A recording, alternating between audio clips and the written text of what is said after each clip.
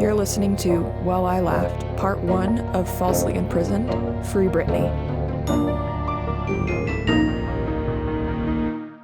How was your day, Grant? Maybe the most uneventful day I have had all summer, and I really enjoyed it. Wow, how close are we to your Downton Abbey reset? This is going to sound like such a brag, I know, but on Wednesday I leave for a vacation, and then I get back on Sunday, and then I immediately go hiking, camping, and then I'll get back on Wednesday, so I'm going to be gone for a whole week, but then I'll be in town for 9 days, and Downton Abbey Pizza Day will definitely be happening during that time. May I? Yeah. For those of you who do not know, every year I celebrate an important holiday for myself, which I call Pizza Day. Pizza Day is great because as a public school teacher, there's always a couple weeks during the summer where you don't have any kind of job responsibilities at all. So I love to wake up on a random day during the summer and think, you know what, today sounds like a great day to eat pizza and watch all of season 6 of Downton Abbey. I just really identify with Edith's arc during that season. And for those of you wondering, at least in the Denver metro area, yes, Pizza Hut does deliver at 10:45 a.m. And then you just eat pizza, watch Downton Abbey, take the inevitable sodium nap, Yes. wake up, more pizza, more Downton Abbey. Mm-hmm. Usually takes about 12 hours to get through the entire season. And then you step outside on your deck at one point towards the end of the day and you breathe fresh air for the first time. And you make a commitment to yourself that you will never be doing that again for the rest of the summer. And tomorrow we are hiking. But your heart is full because you just had a pizza day. And it is, outside of Pride, maybe the most important holiday that I celebrate during the summer. And it's probably going to be in early July this year, which is exciting. Oh, I love that for you. The funny thing is, I think we may have already talked about Pizza Day on this podcast. I don't remember if it was cut out or not, but anyway. People have been turning to me for career advice when what they need to be turning to me for is life advice, okay? That is the thing that I can really sell you on. Yeah. It also gives me huge SpongeBob vibes. You know how SpongeBob, every day is a different holiday, and he celebrates Leif Erikson Day? Yeah. Of the spirit, 100%. 100%, you know? Why not make every day a little special? How's your day been, Maya? What did I do today? You took care of a dog. Oh, yeah. Again, convincing me that I do not really want a dog. Bowser has, an allergy, and we can't figure out what he's allergic to. But, a couple weeks ago, he broke out in hives, and we took him to the vet, and they just, literally told us to get him regular people Benadryl, which was, great. I'm glad we spent $60 for this vet visit.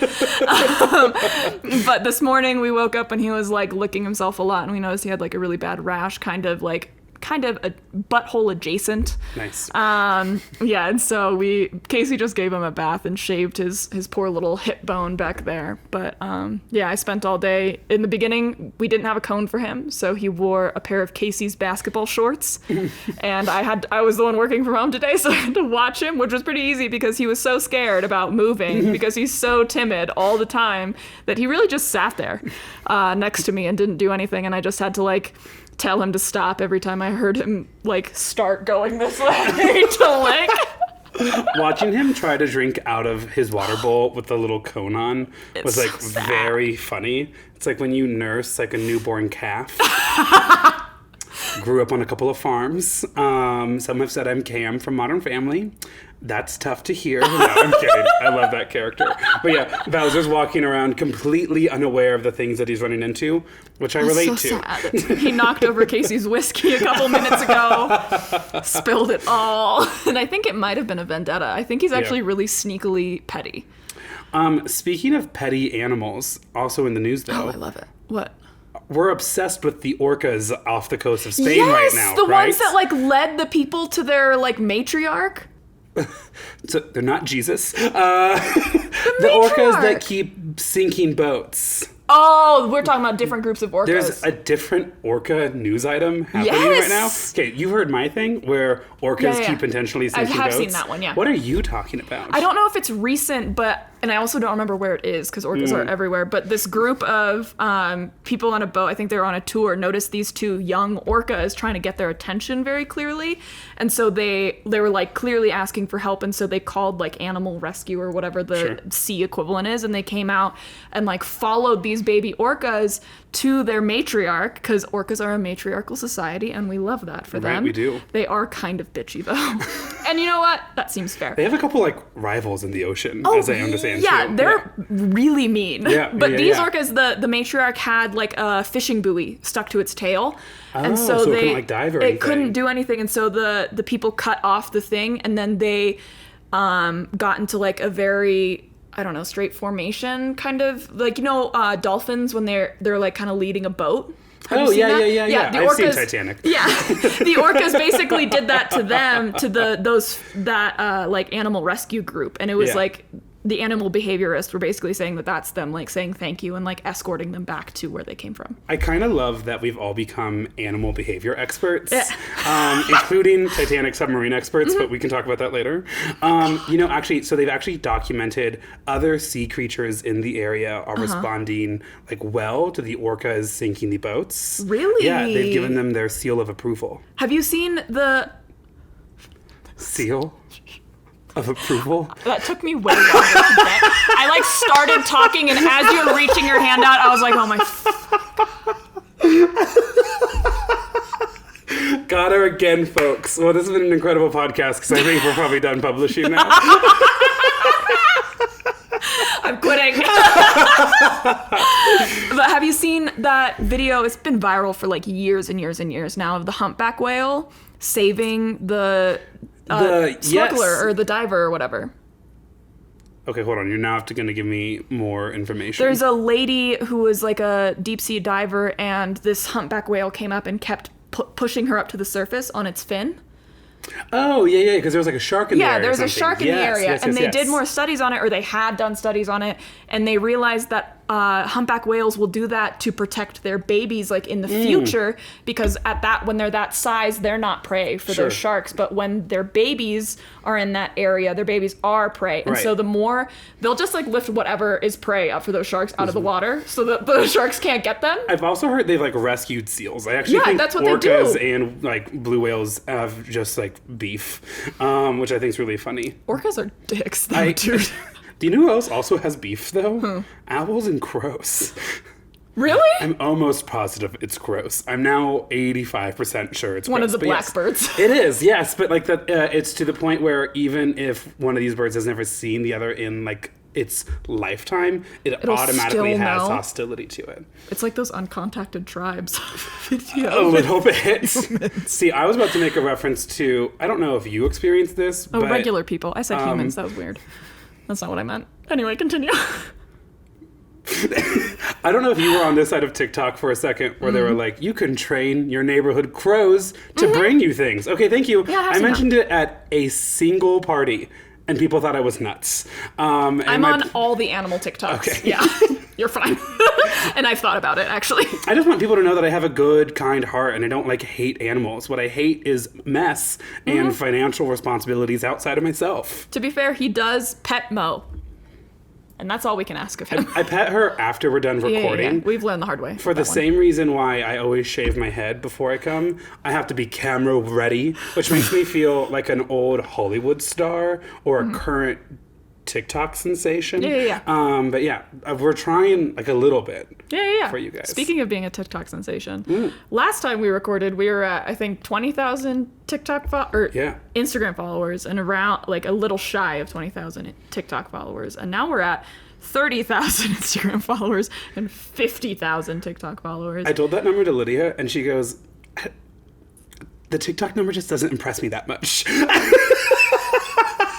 Oh my god! She's a super big supporter, and she is impressed by that's how really many funny. of you are joining us on Instagram now. But That's funny. get you friends that will tell you their unvarnished truth. Oh, yeah. It won't stop you from starting a podcast, but it will help focus it.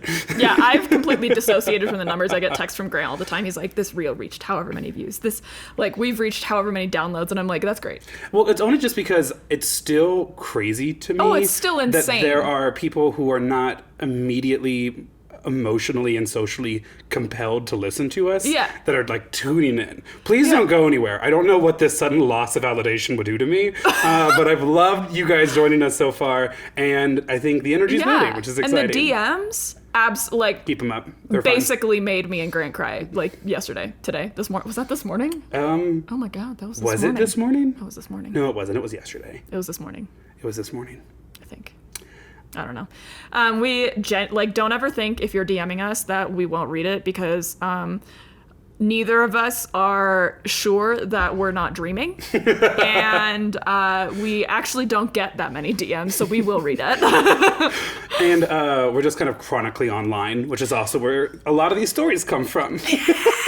Yeah. So I don't think we actually announced what the theme is. We didn't. For this one. I might put it at the end when I edit episode 9. Totally just to fair. Because someone messaged us and was like, I was so excited when you announced the theme for the next Yes. session. So I might do it at the end of episode 9. We'll see. Okay. So the theme for this next 3-episode arc, falsely imprisoned.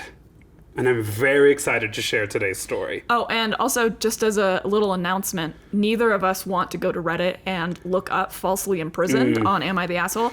So one of my friends, Lee Schmelzel, is going to be coming to do the 3rd episode for Falsely Imprisoned. He has a very funny dating story, and when I told him that he would be doing the story to Falsely Imprisoned, he started cackling. So hopefully it'll be good. So listen to at least the next 3 episodes to find out more about that. Because I also haven't heard it, so we'll see.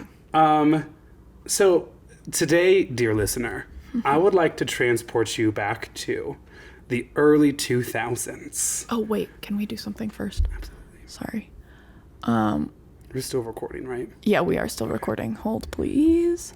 We also haven't really been advertising our Patreon because we haven't posted anything on it. Right. But by the time this episode comes out, we will have posted a few things on it.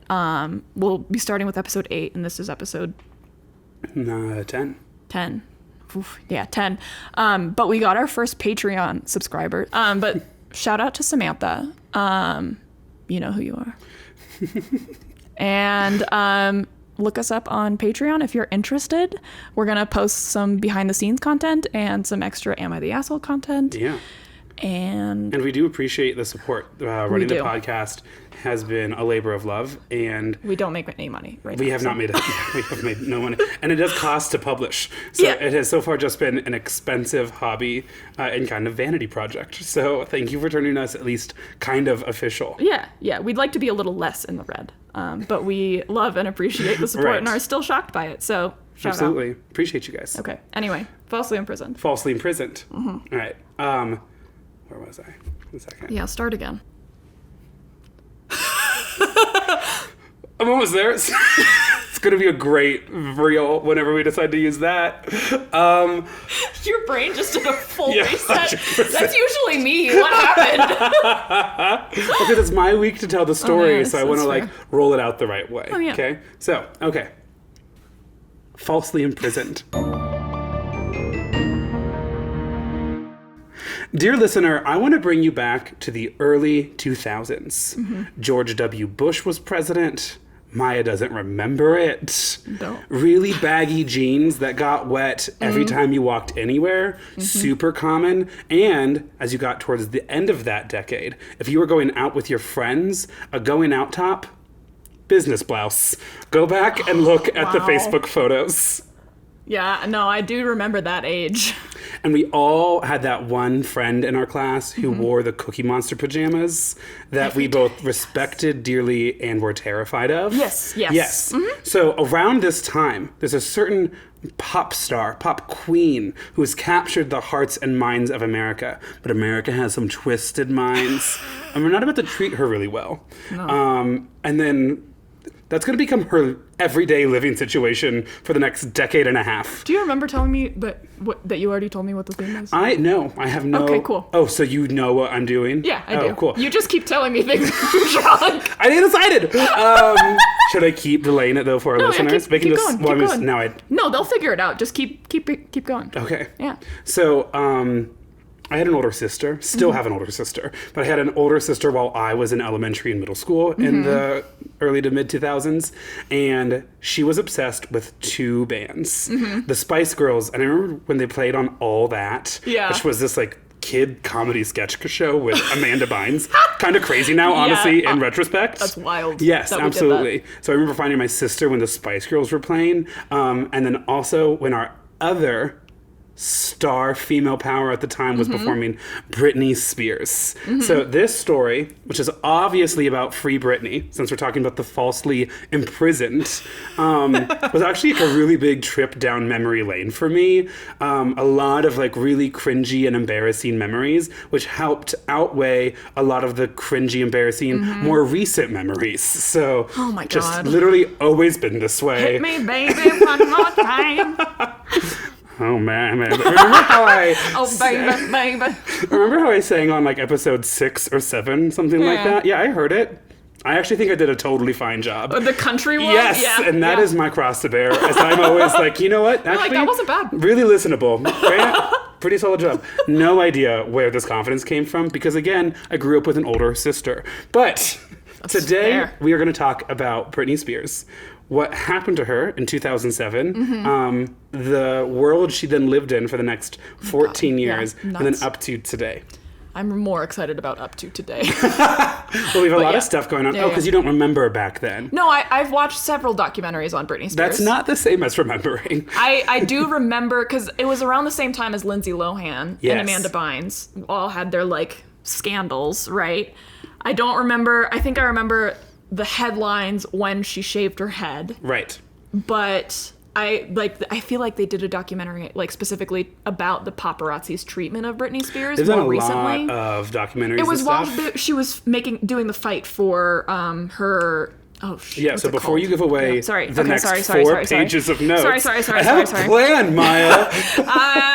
I'm just going to start reading now before Maya reads everything. Okay, so I would like to start off my story with how one of these articles started off their description. Oh, good. My sources are Harper Magazine, The New Yorker, the incredible podcast Toxic by Tess Barker and Babs Gray, as well as a bunch of other kind of random cultural magazines and articles. It is not hard to find a lot of information about this. This article that I'm going to start off with, these words come from November of 2021. For nearly half of Britney Spears' decade-long career as a world-renowned pop star, the womanizer singer hasn't held full control of her life. Britney has been under a conservatorship helmed by her father, Jamie Spears, since the singer's infamous breakdown 12 years ago, which resulted in hospitalization and rehab. Though the stigma surrounding Spears' mental health and her battles has followed the singer ever since 2007, her career never faltered, marking an official comeback with her 2008 album, Circus. And I do remember that. It was a phenomenal album. All Eyes on Me. Center of the Ring. You don't know that. You don't. Thank you. I was going to say. I do know that. Come on. Britney continues to release albums, tour, star in years-long Las Vegas residency, and launch business ventures, including her lucrative perfume and namesake lingerie lines. Despite multiple comebacks, however, Britney's longtime fans have vocalized their dissatisfaction with seeing the pop star continue to be under the conservatorship at 38 years old. This was published 2 years ago, remember? Right. Wholeheartedly convinced that the singer herself also wants to be free from the legal binding, fans launched the Free Britney movement, utilizing social media to bring awareness to the discrepancies surrounding the conservatorship. So, choosing where to start this story actually proved to be a little bit of a challenge for me because I feel like there's a lot of context. Yeah. Now that I'm 30, I feel like I'm the oldest person alive. So I'm like, here's what you guys don't remember about 2007. But I realize many of you have living memories, you know?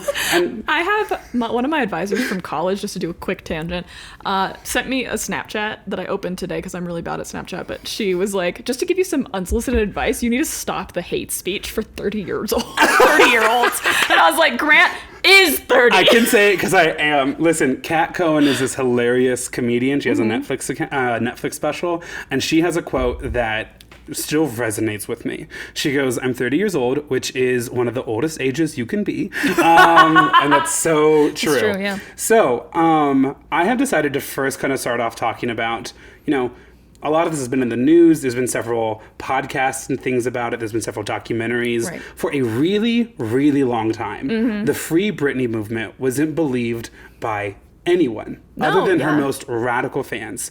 And it was the girls the gays and the days. And a handful of other people that worked to free her from this legal binding conservatorship. So we're going to talk about the conservatorship, what put her in there, how she was treated in it, and then how it ultimately was resolved throughout this podcast. But before we get into any of that, I love the outline that you just laid out. Listen, I have thought a lot about this episode to the point where I'm like, is it going to be funny? It's going to feel like a book report because I'm very excited to talk about this story. So to start us off with something that I think we all need to know. So a conservatorship, according to the state of California, is where a judge appoints an individual or organization to take care of another adult who is deemed unfit to care for themselves or to manage their own finances. For Britney's case, Britney is considered to be the conservatee, and her father, Jamie Spears, was the conservator. There has been outrage from the start. The website freebritney.net was launched in 2009 and penned an overarching statement as to why they believe Britney did not deserve to fall into this category. So since 2009, there has been a movement to get her out of this conservatorship. That's crazy. Let's, as Cher might say, turn back time. It's not a singing podcast. I'm going to stop eventually. Let's go back to not even 2007. Let's go back like a little bit before that. Britney Spears was a classic childhood star, which, as we know, always turns out well. End of podcast. Thank you so much. Like, truly kind of one of the first people who never, ever had a childhood ever. And this is really saying something because this is before social media exists. True. A lot of her fame takes off way before the internet is used for anything other than, like, business emails. Yeah. And people were obsessed with her. Obsessed with her image as like this good girl from the South who could sing. I remember when Hit Me Baby One More Time came up and that like blew her image as like this innocent thing and made her even like crazier. I remember watching the like MTV special where they went to her old high school and talked to like her teachers and stuff. And I remember at one point one of her teachers being like, and it's in the South, so he's like, on this right here, I can't do accents. He's like, this right here is where Britney sat. And in that moment, I decided to become a teacher.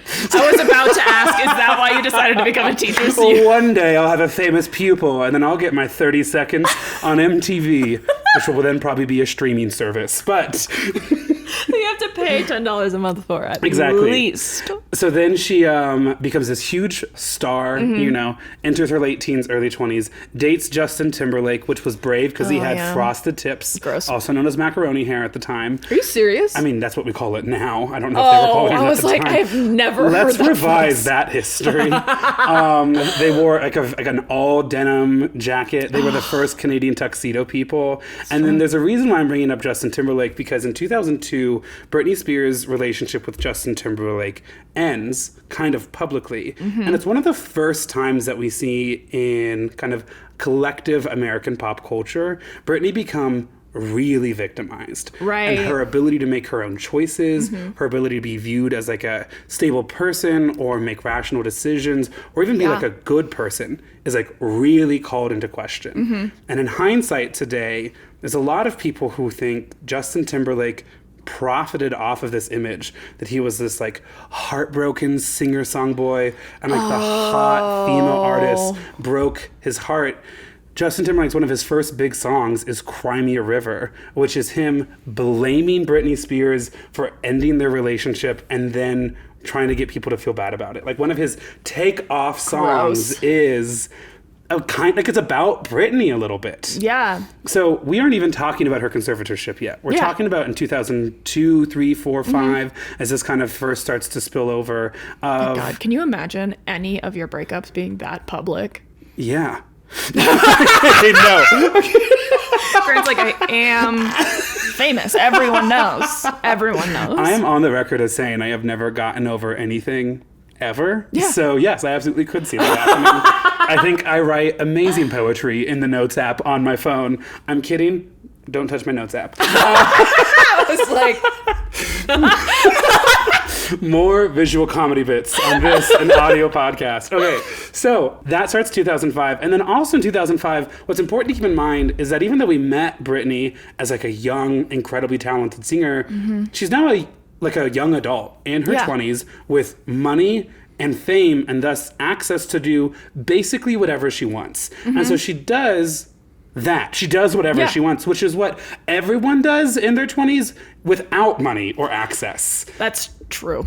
And so she is like infamously seen partying with Paris Hilton and Lindsay Lohan. Yeah. And God, I think if I had a time machine, I know you're supposed to like help the world. I think I'd go back and try to hang out with them for one night. I would hang out with Paris Hilton today, to be fair. The fact that they've managed to keep their secrets as to what like that hangout was like and not spill anything, I mean... Insane. The Unabomber looks up to that. That's our real life Teenage Mutant Ninja Turtles. Just 3 best friends out on the nights. Yeah. Oh my gosh. Because those... Did you see the like heist on Paris Hilton's like mansion or something? These like teens were just like near Paris Hilton's mansion. I think there's like a docuseries about it or something. They literally were like, I wonder if it's unlocked. And it was. And they just like robbed her. Paris Hilton was giving this interview once and I think it was Paris Hilton. And she said one of the best pieces of advice she ever learned was that she just keeps multiple cell phones. Yeah. And so whenever someone's like, hey, like we should exchange numbers, and she doesn't really want to exchange numbers with them. You have like rankings. Instead of having that like weird social exchange, she gives them one of her numbers and can kind of like prove it, but it's not like the number she's using. And that's like incredible 2055 brain, because if you have as much money as Paris Hilton, you don't need to just have one phone. That's amazing. I have friends who own a storage facility and they have a phone for that. It's a flip phone. They've upgraded.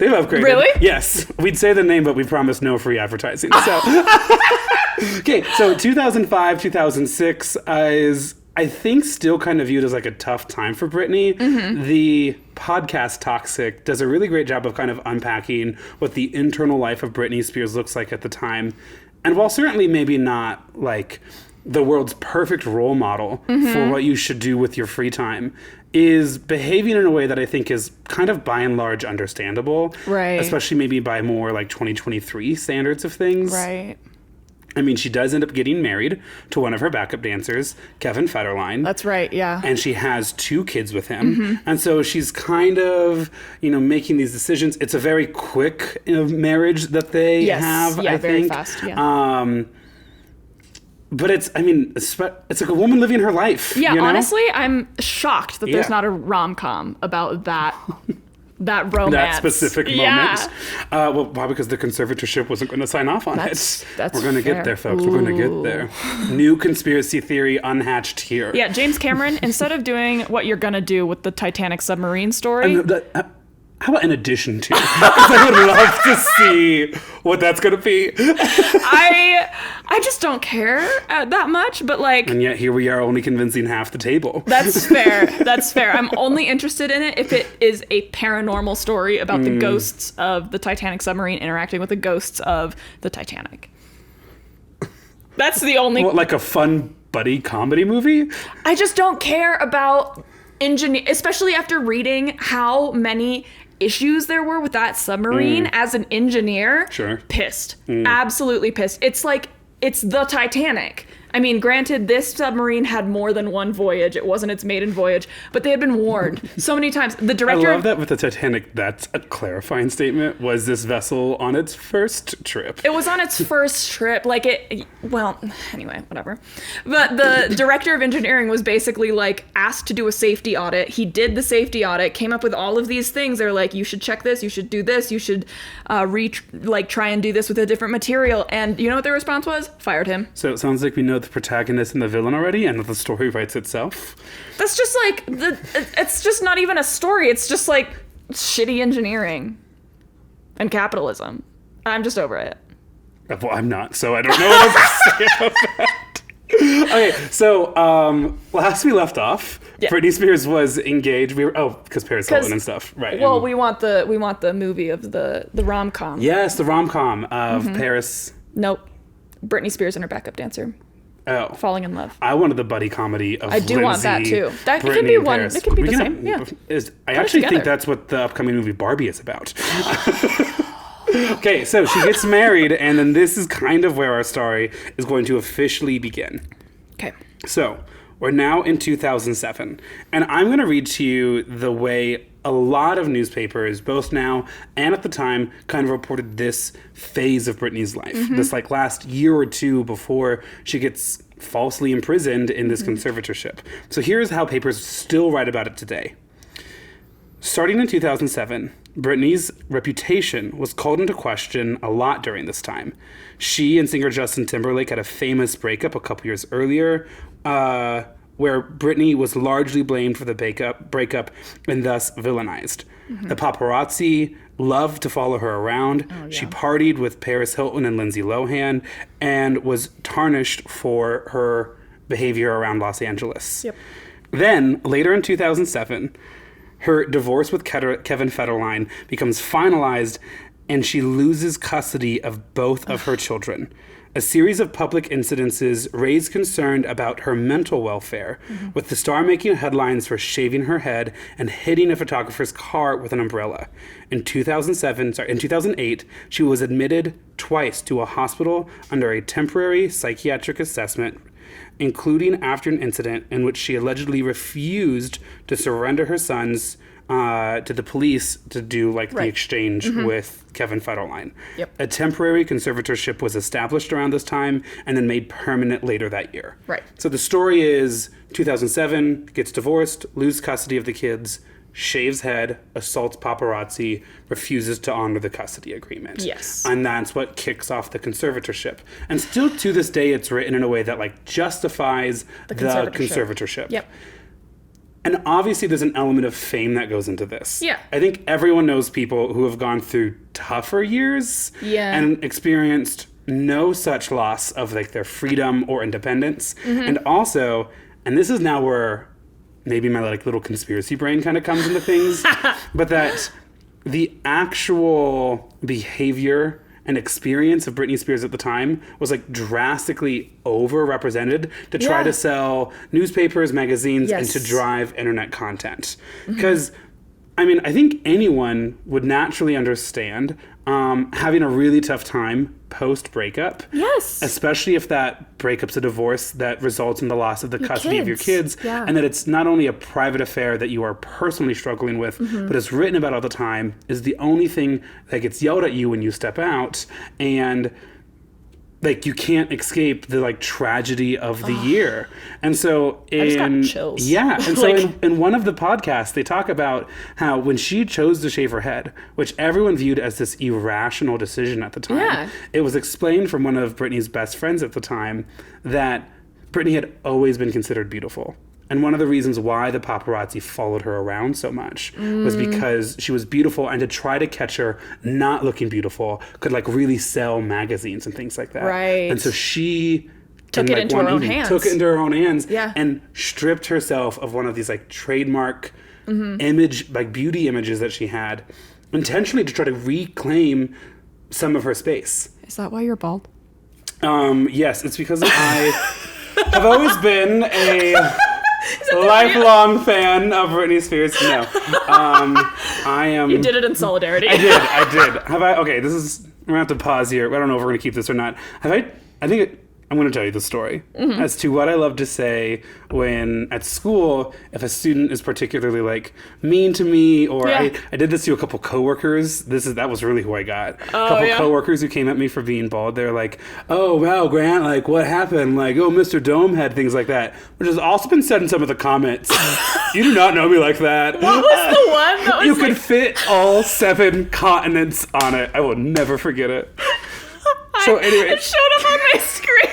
I actually started laughing out loud in a meeting. I had know, to it's mute funny, myself. and that's the tough part. Okay, so whenever my coworkers were giving me crap about it when I first shaved my head, I go, well, I drove home to Nebraska for Christmas, and it was really late, and I was driving for like 7 hours at that point, and I remember like hitting like an icy spot, and then I don't really remember much else. And I woke up a couple of days later, and they'd had to like shave my head before surgery, and it's just like never really grown back since that moment. And then there's this incredible long pause where I'm like, and everyone feels so bad. And I go, I'm just kidding. I have terrible genetics. You should really you just gotta like make them feel guilty for insulting you. 100%. And then they're like, oh man, I should really stop insulting people based off of their appearance. Right. Maybe we should respect the way people have chosen to present their bodies in general. Yeah. Listen, if you want to make a bald joke, go ahead, but don't miss. You better make Grant laugh, or Grant will make you cry. Correct, exactly. Well, and here's the funny thing, because then after I reveal that I'm just like joking and I shaved it myself, everyone else in the room laughs really hard. It's funny. It's so funny. Oh my god. Because I'm the one making the joke. And I just look better bald. Like, I just know that for a fact. So, she shaves her head as like a response to the emotional trauma she's experiencing and the constant harassment. And then, of course, that actually just makes her then a further image of like speculation and another thing that they can now like yell at her and talk to her about. And then they actually, in one of the podcasts, interview the paparazzi who like got umbrellaed, or his car got umbrellaed or whatever. Yeah. And of course, and I'm sure for like some liability reasons, he doesn't fully claim to be at fault, but he does admit to like really invading Britney's personal space. A lot of them have, Yes. That like it was common for there to be motorcycles idling out of anywhere she went, because motorcycles could weave through traffic easier. Yeah. And they could never be lost then. They could always be tailing her. And so I'm not necessarily saying that like violence is ever the answer or anything, but when you look at each individual moment, which gets used to build this body of work that Britney Spears can't be trusted with like her own life and decisions, it doesn't necessarily hold up when you pull them out individually. Right. And even if it does maybe warrant like a temporary conservatorship, it does not justify more decades. Yes, more than a decade long of controlling this woman. Yeah, it doesn't make sense. This story is now going to get kind of a little sad. We're all aware. Okay, cool. So, long sit there as we prepare for this. Okay, so, basically from the start, Britney becomes aware of the bind that she has been put in by this conservatorship, and specifically like who it is that is running. She really just looked into the mirror. She knows that's her moment. That's a Patreon moment right there. If you want to see Mo, it's $5 a month. When I edited episode 7, every time she came down the stairs, or I think I only got it once, it just says Monet moment. That's gonna go on a shirt. Merch store to come. Anyway, so basically, immediately as soon as the conservatorship becomes permanent, Britney Spears immediately tries to break out of it because she is, and again, it's claimed to be for her own good. She loses contact with a lot of her friends, a lot of her boyfriend at the time can't get a hold of her anymore. And these new people in her life are not there for her own choosing. So, for instance, the court appoints a lawyer for Britney's conservatorship. And a lot of the stuff that you then will like read and listen about later on is never on Britney's side. Right. Britney becomes the client that pays super well, that actually requires none of your work. And because Britney herself isn't trusted to make any decisions, she's not entrusted to even pick her own legal counsel. And that's what starts off perhaps what I think is one of the scariest moments early on in this. Right. So there were early attempts by Britney Spears to get out of her conservatorship, which was actually insanely brave of her because her every minute was monitored. She was oftentimes never allowed to be alone, ever. And you can't have technology, right? You can't communicate without. It's crazy. It's not just about money, which I feel like is a big misconception with the conservatorship. Right. It wasn't just her finances. It was everything. She couldn't make any legal decisions by herself. She wasn't allowed to make any legal decisions by herself. Yeah. But then they also realized that she might try to communicate with other people. So then she wasn't ever really allowed to have a private conversation. She wasn't ever allowed to have a kind of unregulated communications with things like that. So early on, let me get the year, in January of 2009, we're only a year into her conservatorship, this story unfolds. There was early attempts by Spears to secretly hire an outside lawyer in January 2009, a plan that was hatched by her former manager and as well as a former boyfriend. Last names Luffy and Galib, I believe. The two men had been branded as a bad influence by Spears' parents and were not allowed near her, which is totally legal because Spears isn't a person.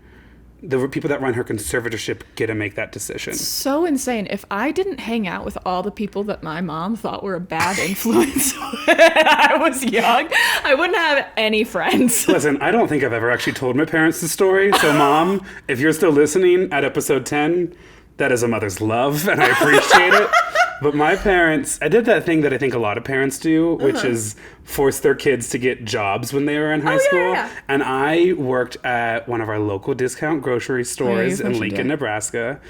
Loved it to death. And it did teach me things. Yeah. Specifically, access to illegal things is really not as hard as Nancy Reagan had led me to believe. Oh, no! I did learn responsibility and financial planning and things like that. But a whole host of characters worked at this grocery store with me who weren't tight-lipped about their after-work hobbies. Crazy. And I'm not here to support or oppose any of that stuff, some of which is now legal in our state. All I am saying is I remember at that time being like, I've never been surrounded by more influences and opportunities than I am here at this job building moral character.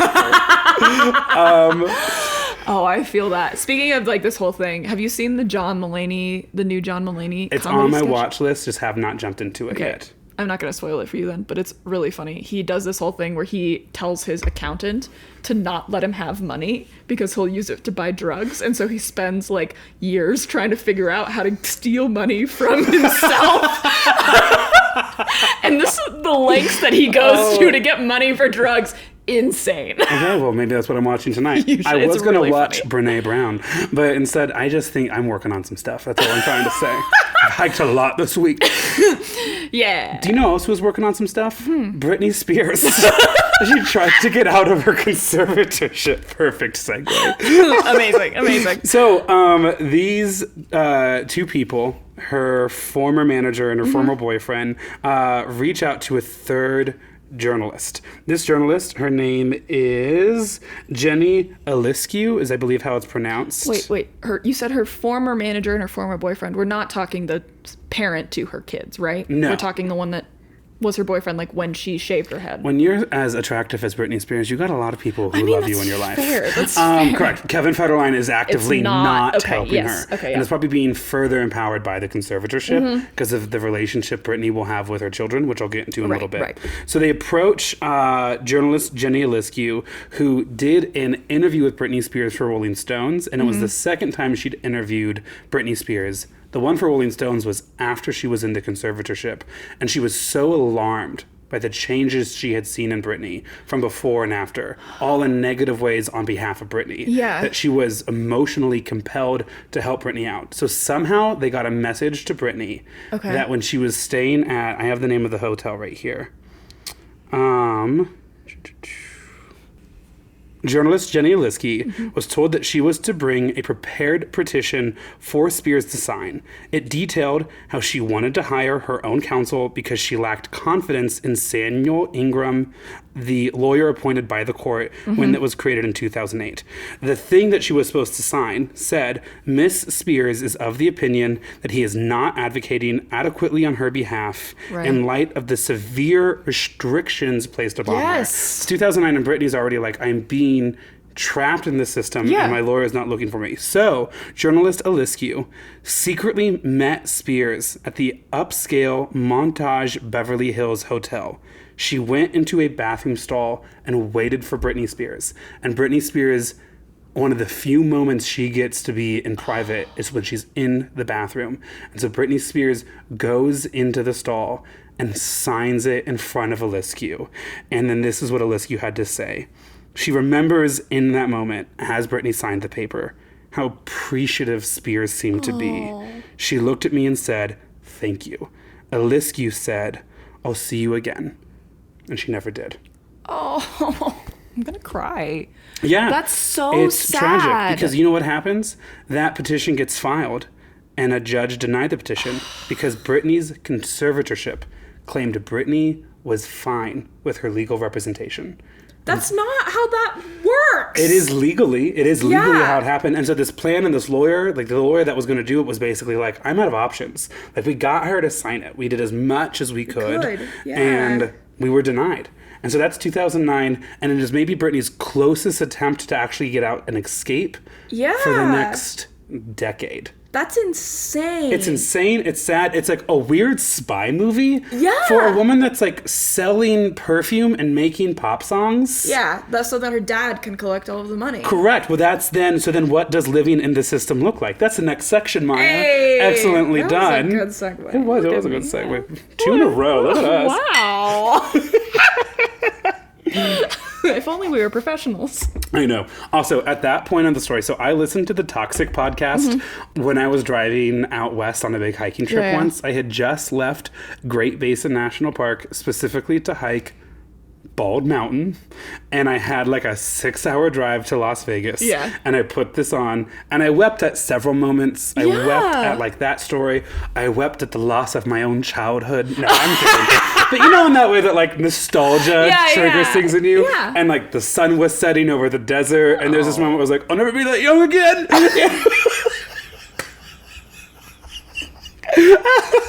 And rightfully so. Oh my God. Rightfully so. Oh my God. I've cried so much in the last, like, I don't know, couple months because of like... Brag much, but okay. I would love to. I mean, you could also argue with my mom if you want. I am watching Brene Brown when I get home. Okay, cool. We are working through stuff.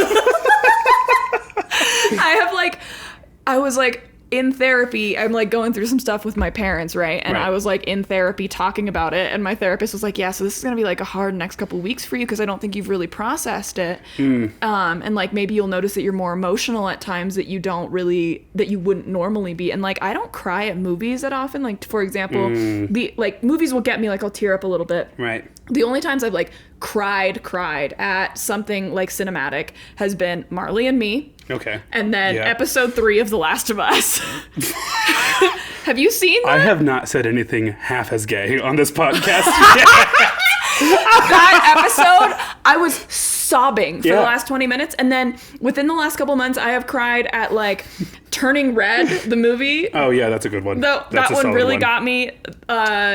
Everything Everywhere All at Once got me. Amazing. Oh, okay. So you're just doing greatest hits for things Maya's going to cry Generational a lot at. trauma is what's making me cry. And then I went to watch the Spider-Verse, and there's this beautiful scene that's not like particularly relevant to the story, so like don't worry if you haven't seen it, but the mom is like being incredibly accepting of Miles, the son, and I was bawling. Aww. And it was just like a stepping stone into like the regular thing. And I look over at Casey, and Casey looks at me, and he's like, oh my God, are you okay? And it was literally just Imagine Casey's like making a snack, and you're like, can we pause it for a second? Because the mom was literally just telling him like, I love you no matter what. Sure.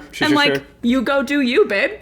I hear what you're saying. Yeah. I'm holding space for you. I think to this day, I am the only person to cry at the 2016 movie Joy, starring Jennifer Lawrence. Oh, I don't think It's I've when watched she's that. an inventor and she like invents a mop and Okay. stuff. And there's a moment where like everything seems to be falling out. And here's what resonated with me. Yeah. I had just graduated college. I was working a job, paying my entire salary to like rent, and I had moved away from everyone that I knew, and I was living in Yeah. California at the time, and I was home for winter break, and I saw it with my parents and my siblings, and I just remember in that moment, it's like clear Jennifer Lawrence's character thought life would be different. Yeah. And I realized how like privileged the statement sounds. Yeah. But like so had I. Yeah. And I was like 6 months out of college, Yeah. right? Like I was putting the very first pieces of my life Yeah. actually together. Yeah. But I just remember being like, I am also directionless and a mother of 3. I'm not. Never once. But, I'm also a mother of 3. I love that. finally, representation for me. Yeah, not at all. Not at all. I mean, like, even if it is a privileged thing to say, like, it doesn't change your experience, right? So, like, I get it. Ah! So, Where were we? Britney trying to escape this Yes. terrible... listening to the podcast. Yeah. It's always fun retracing how we ended up where we were. I know, because we have to, like, remind everyone, including ourselves, what happened. I promised my mom we would. I know. I just edited the episode where we talk about it, Good. so I'm like, okay, so what happened last? Okay, so after the failed attempt to get her own attorney, it looks like Britney Spears continues to make attempts, but also kind of gets forced to live in what is now her new normal. Yeah. So Britney was both controlled by the conservatorship and fully financing it. What she made did not go to her because under the conservatorship, her personhood stops existing. So all of the money she made was then using to finance the system that was then keeping her in the Entrapped, yeah. conservatorship. And so one of the first things they cover is like, well, why didn't Britney stop working? Why didn't Britney go like on a hunger strike and stuff? At times she did. Yeah. And she would do that until she eventually got what she wanted. But I think she realized early on that any attempt to fully break the conservatorship through no longer working wasn't going to work out for her. Because anything that she did could ultimately be used to play off as like, see, she's not stable. She can't make her own decisions. She thinks she's going to support herself and not work. Like she can't do that. The unionization effort needs more than one person. 100%. Is what we're learning here. Yes. Yeah. This is actually a podcast about labor rights. So for instance, if she said no, they would no longer let her see her kids. Because remember, as part of the divorce settlement, she loses custody of her the kids. kids. So even the conservatorship doesn't necessarily have like a legal right to it. I think the custody agreement gets updated a couple of times, but that was one of the first things. Like if she didn't do what they said, she'd immediately stop seeing her boys. And especially in the podcast and stuff, you hear these heartbreaking stories of like all she wants to do Is see her spend kids. time with them. But Yeah. like not even see her kids, but like be a mom to her kids. Yeah. She can't bring them to the park. She can't go Yeah. grocery shopping with them. She talks about like wanting to bring them to Starbucks and And she can't. because she doesn't have any money. And also the 'Cause they haven't given her any money. paparazzi like wouldn't let her even if she wanted, if she was able to. Correct. And so she will oftentimes stop working to get like a specific thing that she wants. Like I think at one point she stopped working because she demanded to have a cell phone. And then she got one, but I think they still had the ability to like check it and stuff. And so if she didn't work, she wouldn't be allowed to see her kids. Okay. She couldn't leave the house, couldn't pick her own friends, didn't even consistently have access to her own cell phone. Meanwhile, she's one of the top selling perfume brands and lingerie lines. She launches several new albums and at the time headlines one of the most successful Las Vegas residencies. I have friends who still talk about the Britney Spears Las Vegas residency, and during that entire time, the person Britney Spears does not exist. Yeah. And she's oftentimes doing this to have access to like the few joys she is allowed. And the grossest thing about all of this is that this performing then continues to embolden the organization to keep her trapped. It pays for lawyers. It pays for whatever her father, Jamie Spears, wants. The cycle fed itself in a Yeah. way that was impossible to break out of. Do you watch Black Mirror? I don't, because after the pandemic, I really stopped watching all dystopian stuff. Okay. So you asked me if I'd seen The Last of Us. I watched up to episode 3 because I knew that it was like a cool episode with a queer storyline. And I watched episodes 1 and 2 to understand what happened in episode 3. Stopped after that. No, that seems fair. So I do not watch Black Mirror. Black Mirror, there's an episode where Miley Cyrus plays a character, and it's I think it was not the most recent season that just came out, but the season before that. And Miley Cyrus, they've made like holograms of her basically, and that's what performs, and people are paying to see, and they're using her brainwaves to create songs that sound like previous songs that she's made, because it's in the future and dystopian and whatever. Right. And there's also like these little products that they make in her name that like kids can buy that are like their friend, right? So it's like you get a little Miley Cyrus. It's not actually Miley Cyrus, obviously, but that's the character she played. Right. The character she played, and it's like a little robot that you get to like hang out with. And this girl, the storyline is this girl gets like really close to this robot, and then they like slowly unpack the fact that actual Miley Cyrus is like not well, and then they end up breaking her out, and I'm just now realizing that that was probably about almost Britney 100% Britney Spears. Crazy how I'm not watching Black Mirror, because that sounds like an anxiety-producing dystopian show. It's crazy. Yeah, I mean, Britney basically lives in the situation where if she stops working, it's evidence that she needs the conservatorship to make decisions for her, and that if she keeps working, it's evidence that the conservatorship is working for her. It's a double bind that she cannot get out of. Catch-22. Correct. For example, and this gets talked about in the Netflix documentary, it reveals how her management team worked both Britney and the organizations that wanted to work with Britney. So, Britney Spears was a judge on The X Factor. Right. And had committed to being a judge for The X Factor. And then her medical team was like really hesitant to sign off on it. She didn't, the medical team was like, we don't know if Britney can do this. Britney's like obviously struggling during this time, like mentally and with her health and things like that. And her medical team's like, well, we're not entirely sure we can sign off on it. Yeah. But if they don't, the conservatorship will lose $15 million.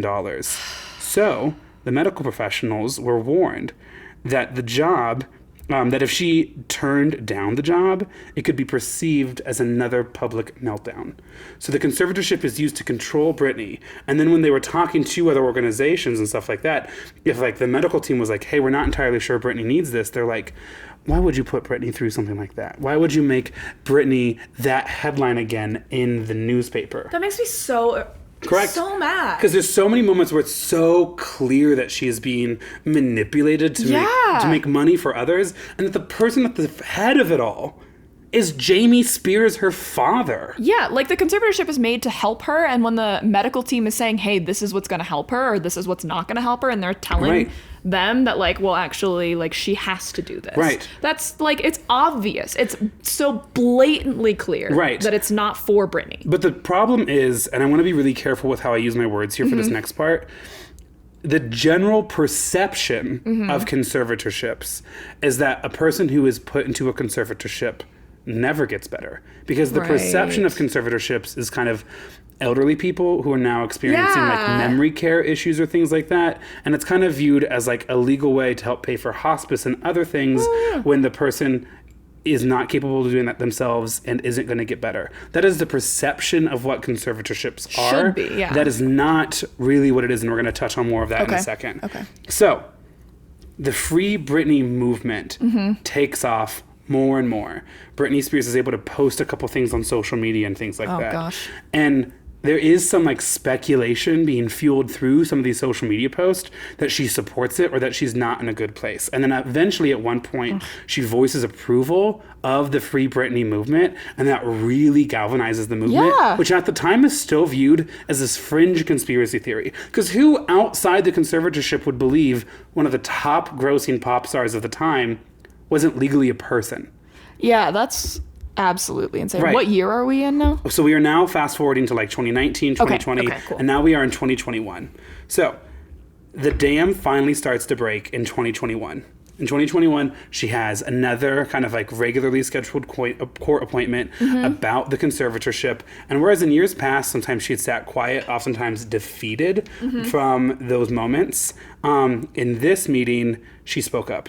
In 2021, in a fiery testimony to the court, Britney Spears explains how the conservators have sought to enslave her, forcing her to work and refusing her even the most fundamental forms of autonomy. Like, here's one of them. At this point, Britney Spears has a new love in her life that's very serious, and they want to start a family together. Right. And Britney isn't being allowed by the conservatorship to have her own IUD removed. She is being kept on birth control against her will. Yikes. Yes. And that's one of the big headline-grabbing things from that testimony, that she is being held against even, like, the most basic forms of bodily autonomy. Yeah. But things finally start to change.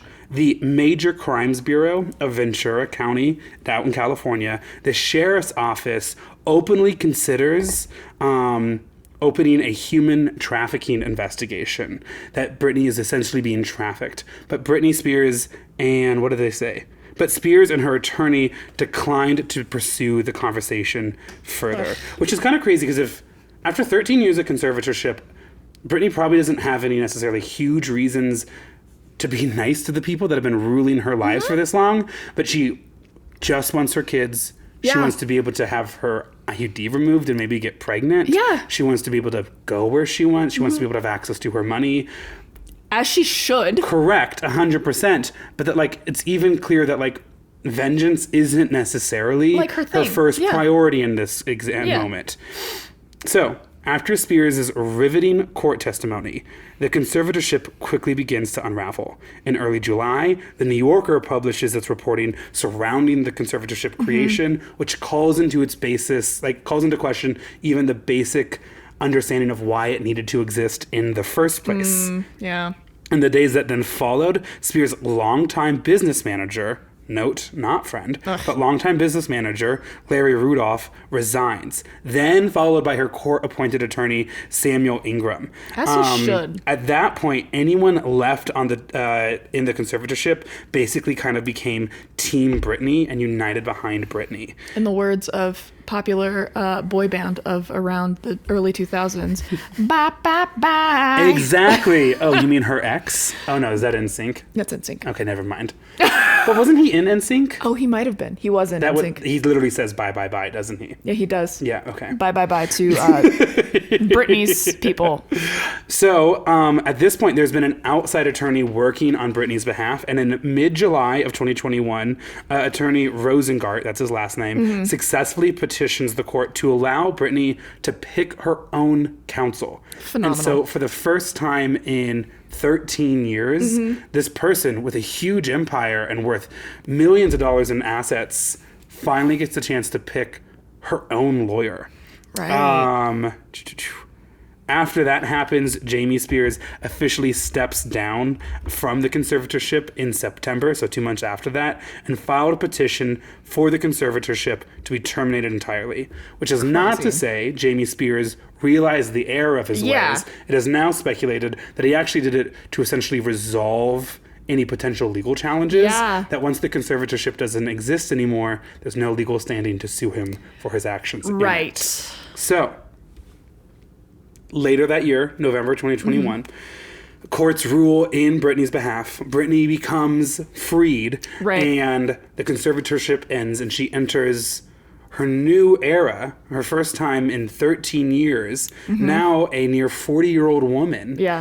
Who has the ability to make her own legal decisions. This is crazy to me. Correct. It also means that Britney Spears was only slightly older than you are right now, and slightly younger than I am right now, when she was first put into the conservatorship. So it's not to say that she was an infant child at the time either. But she wasn't a 40-year-old woman. No. She was a woman in her late 20s who had been put through a lot of bad public pressure and then had the stress of that reflect inwardly on her own personal relationships. And she probably also, like, because of her fame, never was allowed to, like, grow up. Right. And then was literally imprisoned by her parents.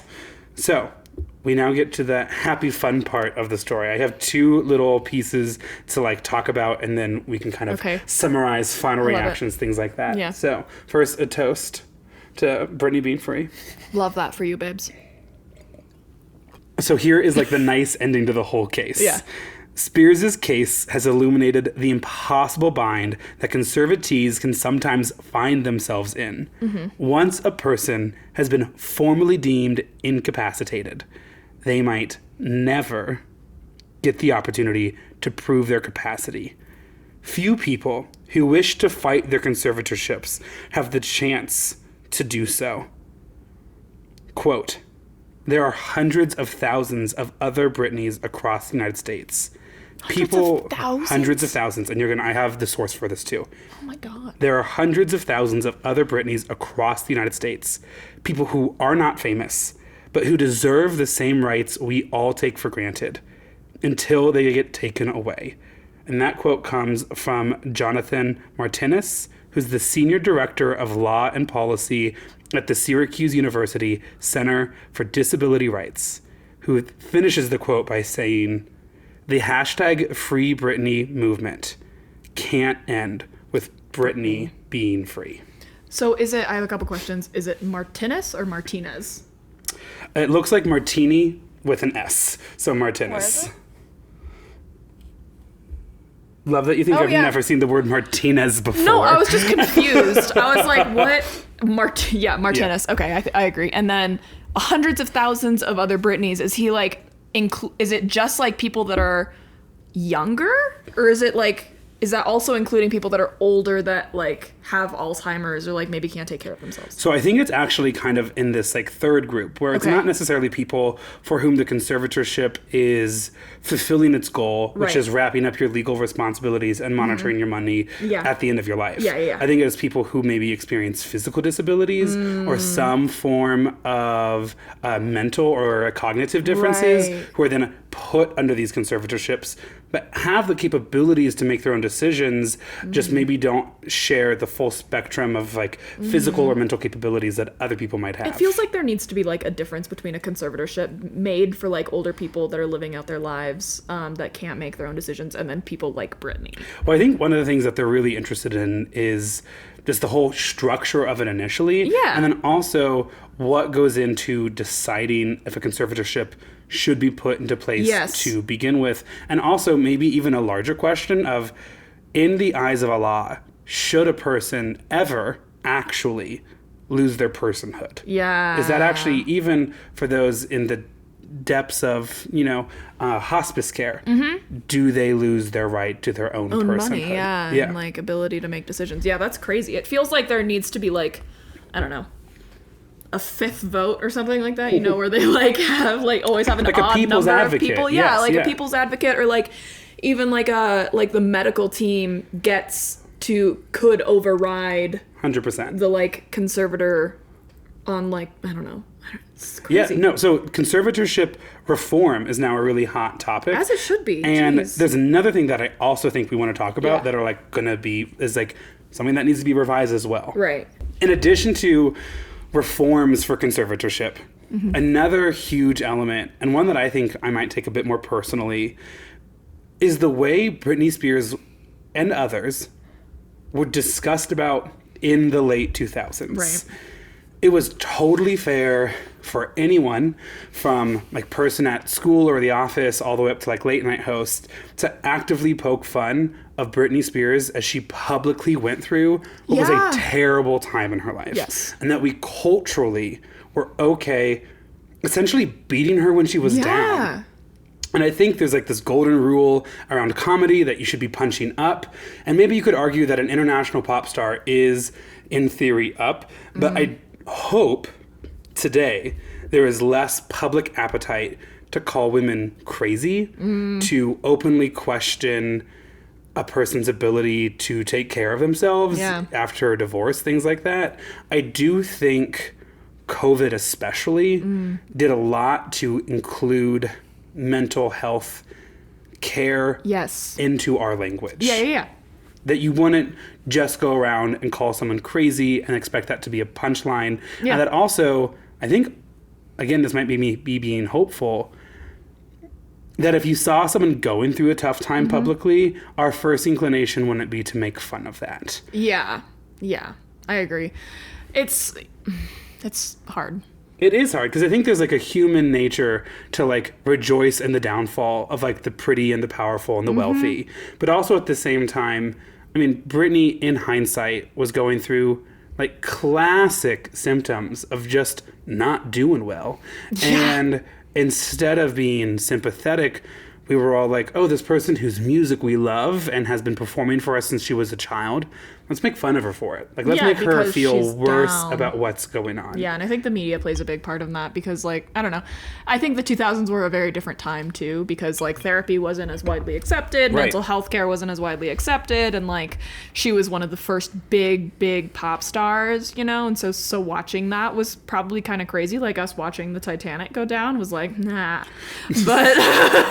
No, I hear all of that. Like, I think the fact that she also experienced a lot of this when the internet finally started to be used to spread gossip. And so there's a lot more to talk about it. And, you know, whatever filter a magazine editor might have been putting on the news coverage or understanding the business might have had around stuff like that, you now had this online domain that could share the exact same information that you oftentimes didn't have to buy a magazine to be able to read in the first place, and that because there was no filter could kind of say or speculate whatever they wanted to. Perez Hilton, for example, essentially built his career off of tearing Britney apart during this time. And do you remember the Leave Britney Alone video? Yes! I was waiting for you to bring that up. Everyone loves the Leave Britney Alone video. The podcast I listen to interviews them later. Really? Yes, it's really interesting to hear them talk about it because even when a person came to Britney's defense,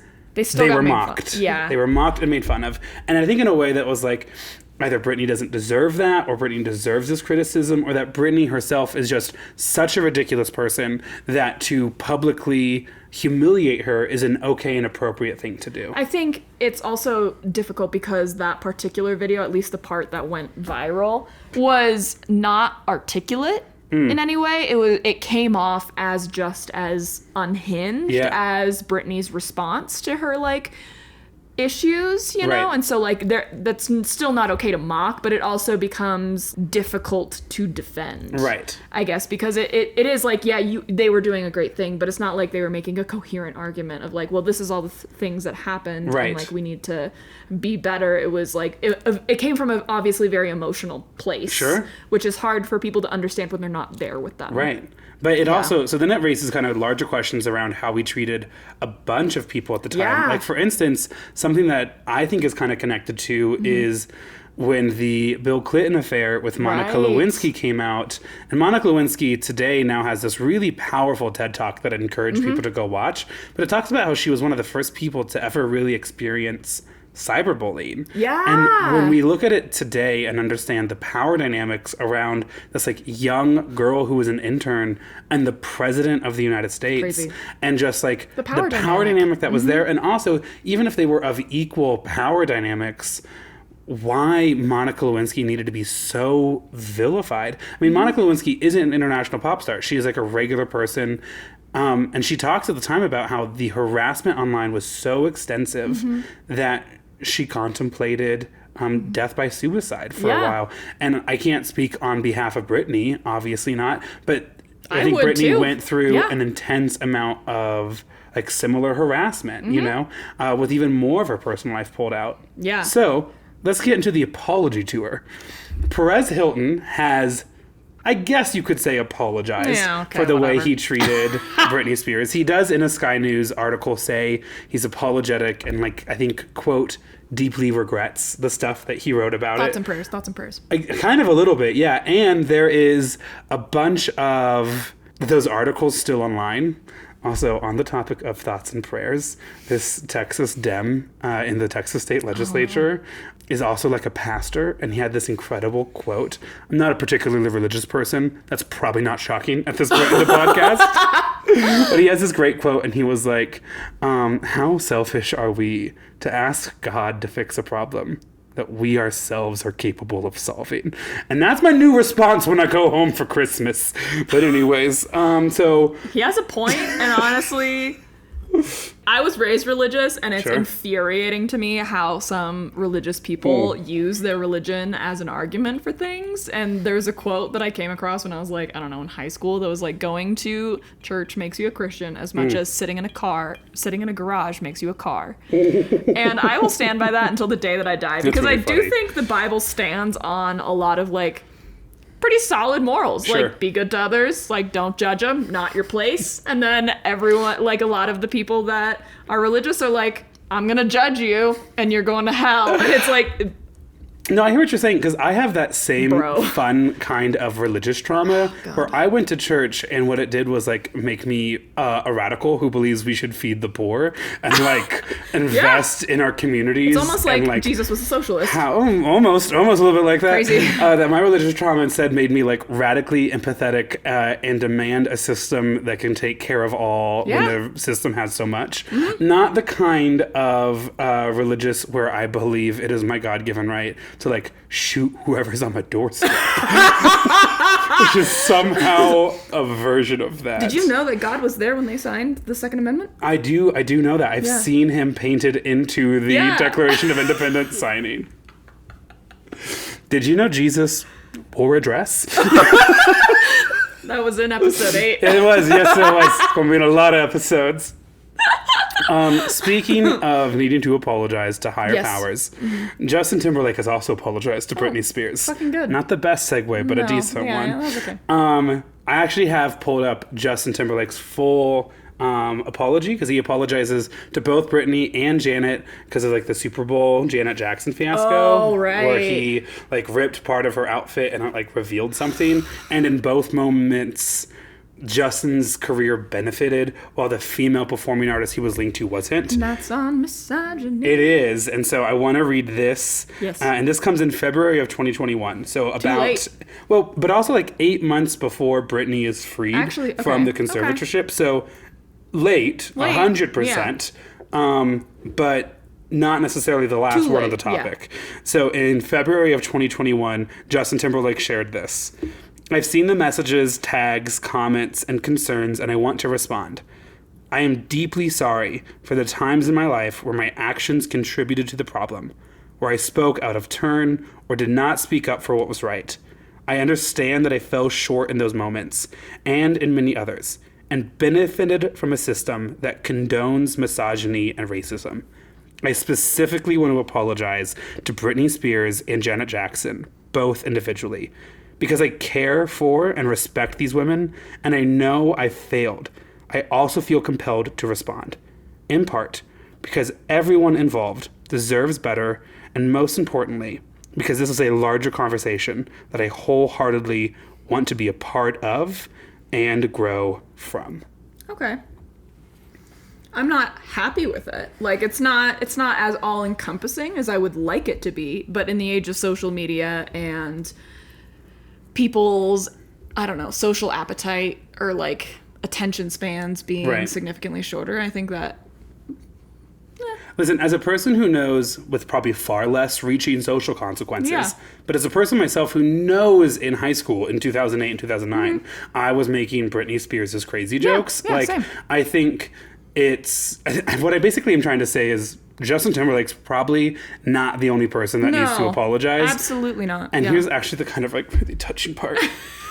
Because like the story does kind of get sweet here at the end. In addition to like not pursuing human trafficking charges against her father. Which she could have, and I would have, to be totally honest. Right. Britney Spears on several social media posts has danced to Justin Timberlake's songs and has said in posts, you know, we might have had one of the most iconic breakups 20 years ago, but the man is still a musical genius. And it does look, probably now more from afar, that the two are still rooting for each other. Or maybe finally actually rooting each other for each other. It is wholesome. I do still worry about Britney's like mental state. Not saying by any means that she should still be in a conservatorship, but by saying like, I do worry that it may be very easy for her to fall victim to a similar scenario. Well, I mean, listen, not to turn this like kind of crazy story about Britney's conservatorship into like larger parallels for the rest of us, but I think that's I mean, I think that's one of the things that's so hard to lean into and to accept and grow is that once things have happened to us, they have happened to us. Yeah. And that there's so much work and so much good publication. And I know I make fun of how much I love Brene Brown, but it's definitely one of the resources about like learning to accept the version of yourself that has now experienced that. Yeah. That is now the version of yourself. Yeah. And so I 100% hear that. And you'll see some videos now which feel a lot like 2007, 2008, like questioning Britney's parenting decisions with her children. And I'm not here to defend everything that she's ever done. No, yeah. I don't also probably know a lot of the details. But what I do is like, I'm never perfect on any given day. And if I'm called upon to be a parent with the full legal responsibilities of a parent for the first time in 13 years, I don't know if that's a smooth transition. No, and I do think that it is like a kind of an unstudied area of psychology with her specifically, where she's been in a conservatorship for a decade of like arguably one of the like formative years of her life, where she's from mid 20s to 40s. That's when you're like really developing who you are. Like, yes, you've had all of the time in high school and college to build you up, but that's when you like figure out who you're gonna be as an adult. Right. And she didn't have that, and now she's expected to act like a 40-year-old woman with kids. Right. And she doesn't have kind of that background, and so we see all this stuff of her on social media posting these like dance videos, and like arguably I feel like feels like a 20-something-year-old. Right. And so it is a little worrisome. And like knowing, I watch a lot of true crime, as you know, and like seeing how backstories of criminals, backstories of victims, and how people tend to fall into the same traps that they have previously been in, whether intentionally or not. And so it is a little like, I'm rooting for her and I want her to be able to make her own decisions, but it is hard to like think that she is now her own person, right? And she doesn't have that same maturity. She could have. It's the classic movie 13 going on 30, but it's like 27 going on 40. Exactly. And there's not like some magic Freaky Friday spell. Yeah. It is a woman's life. Wow, that is a phenomenal comparison. 13 going on 30. And this is why you have to keep us millennials around. I love that. Okay, I say, people will ask me, how are you doing? And my like gut response is 30, flirty, and thriving. Exactly. And like my trainers at the gym have been like, are you 30? My coworkers that are like in their 40s, 50s are like, what's that? Meanwhile, on the other end of the spectrum, there's me, and in one of the videos, someone commented that we've posted on Instagram. One of the comments was, I swear, Gen Z is a whole different breed. And I was like, he thinks I'm part of Gen Z? So you're telling me I'm young and healthy, just like my doctor said on my 30th birthday? It's written in a chart, folks, and it's now also written on Instagram, so... I'd like to leave. Too late, we're not done with the episode yet. So there is this element of wishing her the best. It's crazy to watch it because of the way it triggers like the nostalgia of your childhood. Like I have these intense memories of being at like Star City Shores in Lincoln, Nebraska, the public pool, and like hearing Britney Spears songs and you know, obviously when you think about childhood, it triggers like your own decisions and the way you've grown and the way you want to continue to grow. And so then to have Britney kind of very publicly still kind of in that transition herself as opposed to a polished, put together professional, which I think is a really common way for celebrities to present themselves now, is a really interesting place to be at. I wish her and honestly probably everyone happiness and stability and peace with their choices and where they're at. So that was in the story of the falsely imprisoned pop icon Britney Spears and the girls, gays, and days that helped free them. But you know the person who really freed Britney Spears? Britney. Which is both a funny way to say it and also kind of my position. You started saying a B, and I thought you were full on going to say Brene Brown.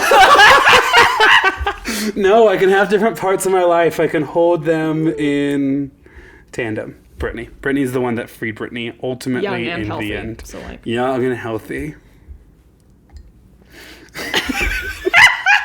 So anyways, any outstanding questions? Anything like that? No. I feel really relieved that we now have... I was going to say, I'm really relieved that we've now recorded this because I can now talk about it because I have a lot of now Britney content.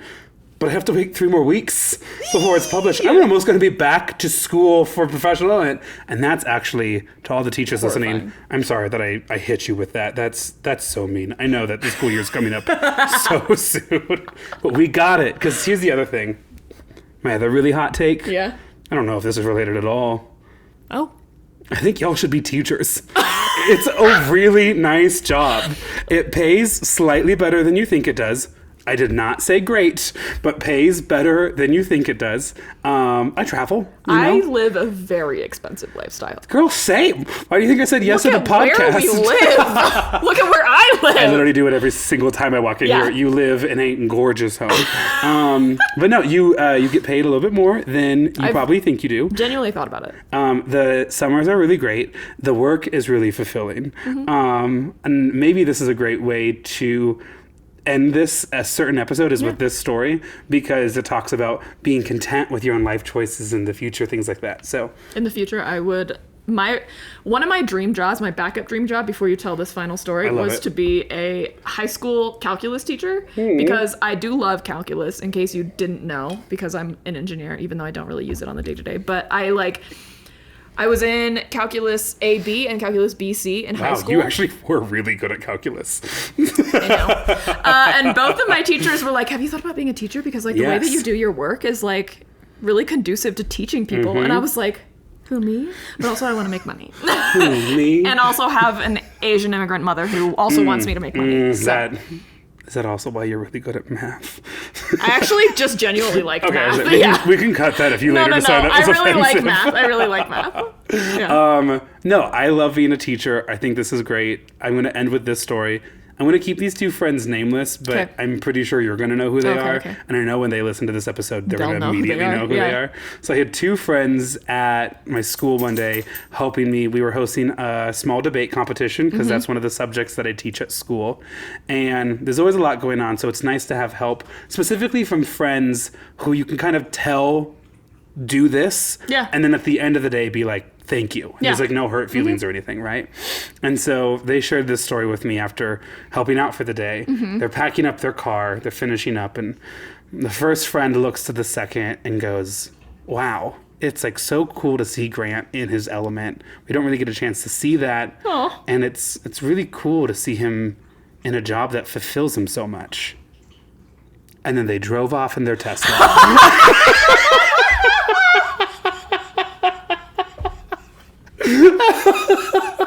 But it really is nice, and there are worse options out there. And while I am certainly loving summer, the school year isn't that bad either. It's nice. Nothing's better than sleeping in and then hiking and then having coffee at 2 p.m. I do. But as a person who has to work, I'm glad that I'm a teacher, and I'm happy with that choice.